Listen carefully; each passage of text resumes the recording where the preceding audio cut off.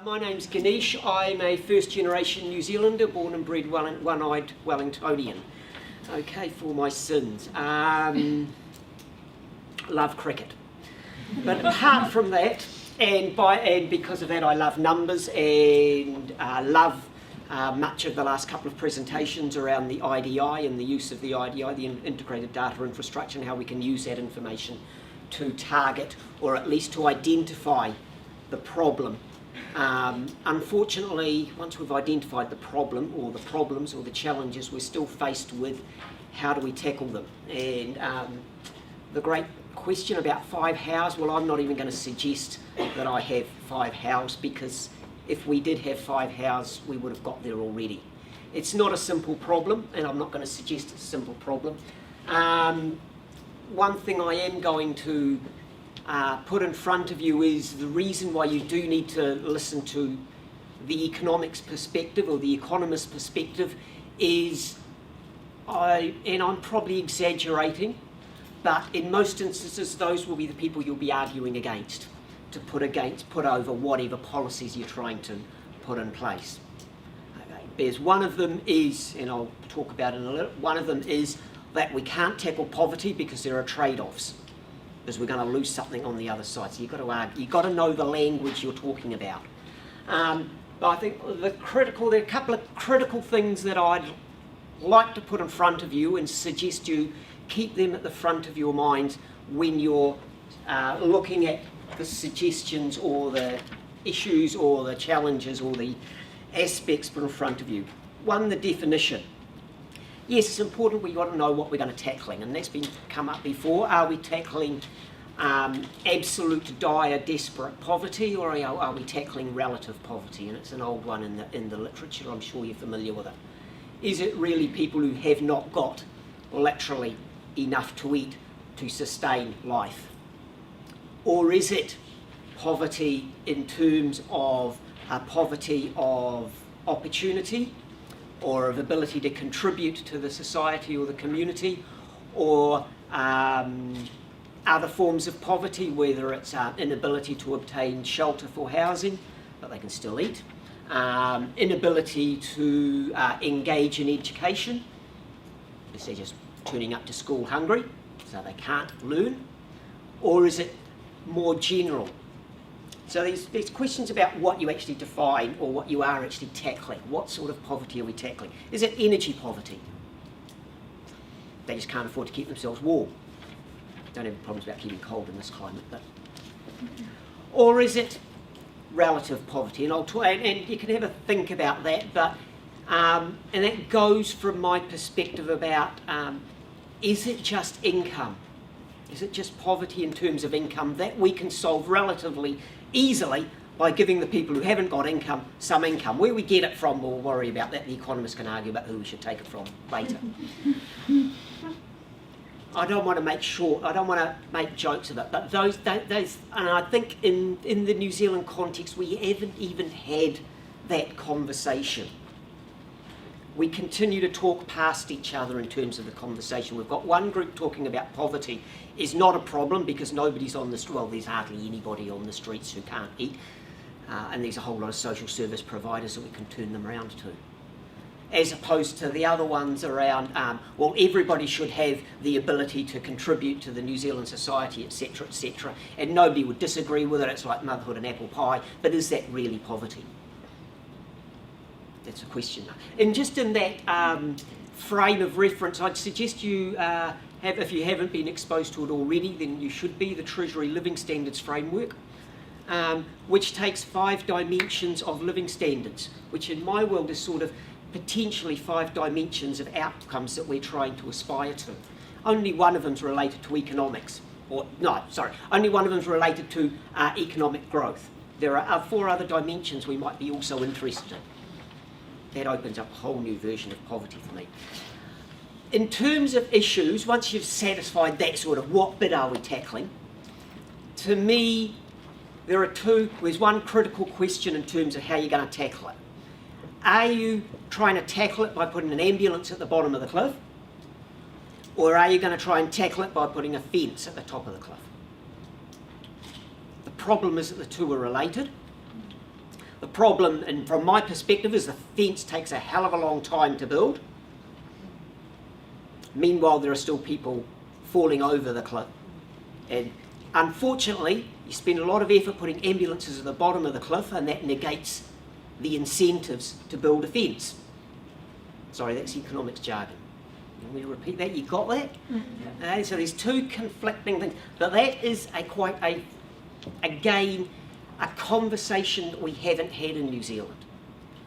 We, I think by default, and I'm probably not exaggerating, and this is no criticism of anybody or any policy institution or any government, red, blue, green, yellow or whatever, we tend to focus on the ambulances at the bottom of the cliff. Because, why? Well, those are the problems staring us in the face. I can't, as a politician or a leader, I know politician or a leader can't say, we're not going to worry about that at the moment because we're too busy building the fence at the top of the cliff. When you've got somebody knocking on the door, well, I need to have food on the table today for my children. And that's what makes this whole issue very, very difficult. It's extremely difficult. And yes, we've been through, and over the however many years, and there is no easy solution. Yes, they're welcome to put some 5 houses in front of you, but they're a little bit glim. But if we want to, ambulance at the bottom of the cliff, well, that's easy. That's just redistributing part of the pie, okay, from the haves to the have-nots, and we can do that through the tax and benefit system. The usual economist argument against that is that entails a trade-off between economic growth and reducing poverty. We've heard about that before. There is arguments saying that there is not such a trade-off, okay? But economists will argue forever and ever over that one, probably. For a long time we've believed in cast iron stone that there was always a trade-off. You take money away from the people who have and give it to the people who have not, then you're going to reduce economic growth because it's the people who have are the ones who create the growth and create the jobs. It's sort of like that thing that we used to call trickle-down economics. And we still have it peddled. Strange, isn't it? But we still have it, so we have to argue that, okay, we're going to put away, we're going to we're happy to live with slightly lower economic growth to alleviate some of the poverty. Well, if you go into that argument, you've lost the argument. To me, the critical, an argument, a lot of folks, and it sounds academic, but we do have to strengthen, either by evidence, well, preferably by evidence and data, that there is no trade-off, or there is a relatively low trade-off between economic growth and reducing poverty. IMF, and my apologies, I haven't got the reference in front of me, but the IMF had put out a paper, I think it was probably 3-4 months ago, looking at that quite considerably, looking at the data around that sort of trade-off. That paper came out with a conclusion that there was not such a great trade-off, and indeed there was a positive gain from reducing poverty. Because through improving poverty, improving potential of players to engage in the economy, you improved not just the employment opportunities for individuals, but you improved growth in the economy through providing more productive resources. I will openly admit the data behind that study is arguable. But again, it's a conversation we've got to have rather than accept as cast iron stone, stuff that we thought, we have believed for the past however many decades. So tax benefit mechanisms, tax credits, accommodation supplement, direct, and then you have to argue about, do you just hand out the dollars or do you actually engage in direct supply of the goods? Because, you know, the handing out the dollars, and the argument is, well, they'll just go away and spend it on lotto or whatever the case may be. So, okay, we get round that, we hand out food vouchers. It's an argument. I don't have any obvious yeses or nos against either of them, but those are issues and arguments that we actually got to have up front as grown up people. And I will agree entirely. In the ideal world, the fence at the top of the cliff is the best mechanism. And as an economist, it should not surprise you to say that the best fence at the top of the cliff, not just for New Zealand, for the world, but would be a growing, healthy, vibrant, prosperous economy. Okay? But that's again like motherhood and apple pie. We all agree with that, so there's no problems. The reality, going one step back, how do we try and build that fence at that top of the cliff? Assuming we are going for economic growth, and there's a question mark about whether economic growth is actually as important as some might think it would be, depending on those other 4 bits of the Treasury's living standards framework that might also be useful. Sustainability, you'll have to remind me on the other ones, equity, reducing risk. I've changed the words on some of them. What was the 5th? Social infrastructure, or social cohesion, I think is the latest wording. Why are we interested in any of those? Well, as economists, I am, because I know if a society is not cohesive, it makes a huge impact on economic growth. Just look at how much GDP is coming out of Syria and Iraq at the moment. Okay, so fence at the top of the cliff, we can look at specific labour market employment, agreed entirely. In jobs makes it a lot easier than out of jobs. In jobs at higher pay makes it a lot easier than out of jobs. And we can argue again about minimum wage or not. Again, it's that, fence at the top of the cliff, ambulance at the bottom of the cliff, is the minimum wage the ambulance or is it the fence? Lastly, and it's related to that ambulance fence problem that we've got in front of us, long term versus short term. It's the same sort of tension.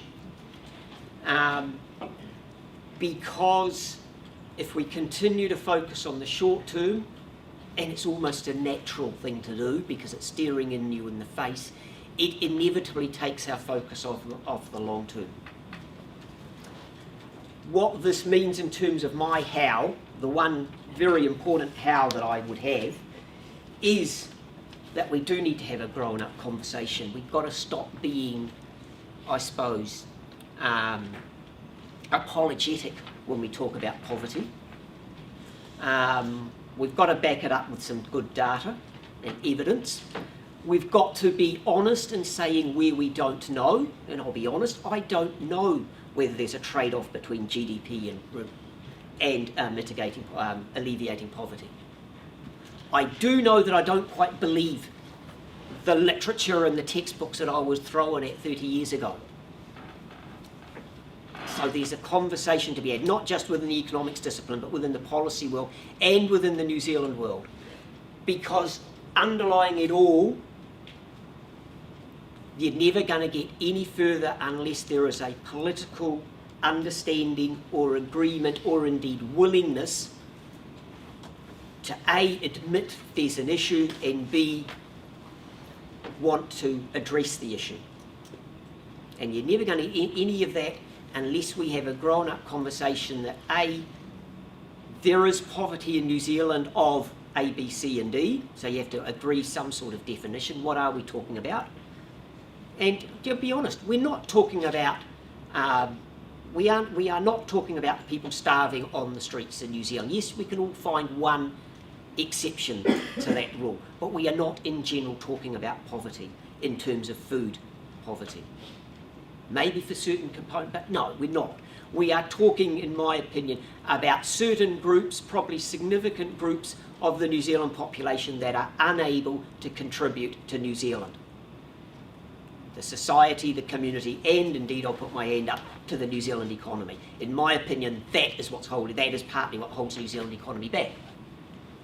So there's a circular, so until we get a political, and I won't call it consensus because you're never going to get it, but an agreement that this is a topic that we've got to talk about openly, and yes, let's gather some sensible, serious data about it, but then let's open the conversation about these policies. And yes, we're going to have a mix because we're going to have that ambulance at the bottom of the cliff for a while, but let's not